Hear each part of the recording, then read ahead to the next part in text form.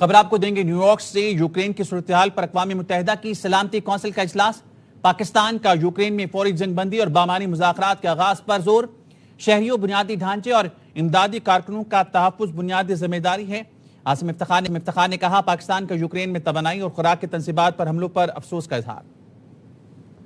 Mr. President, and we are pleased to see you yet again this afternoon presiding over the Council's session.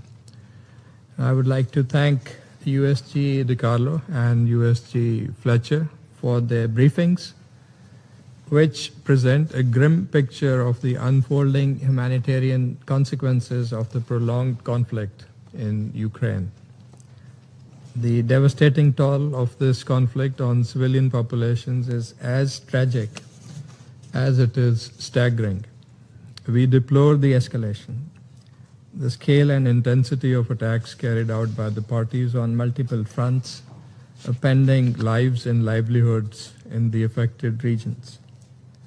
And the reports of attacks targeting critical infrastructure related to energy and food supply are also deeply concerning. Such attacks further exacerbate the already fragile global food and energy security, affecting people far beyond the conflict zone.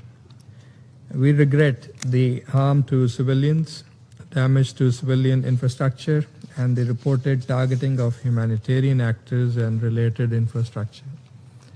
The protection of civilians, humanitarian personnel, and civilian infrastructure is a fundamental obligation under international humanitarian law and one that must be respected by all parties.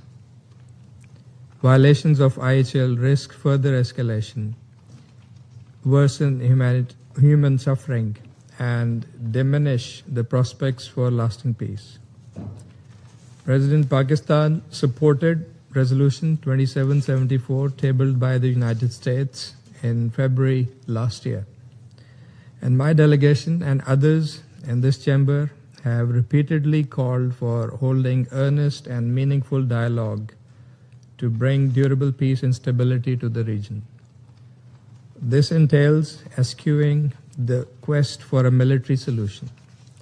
In this context, we reiterate the imperative of an immediate and complete cessation of hostilities, reverting to diplomacy, and the resumption of a sincere and structured dialogue for peace. A mutually acceptable, peaceful settlement consistent with the purposes and principles of the UN Charter, corresponding to the legitimate security interests of all sides and the relevant multilateral agreements, remains the only viable path to lasting peace. Pakistan will continue to support all endeavors aimed at achieving a just, comprehensive, durable, and peaceful resolution of this conflict. Thank you.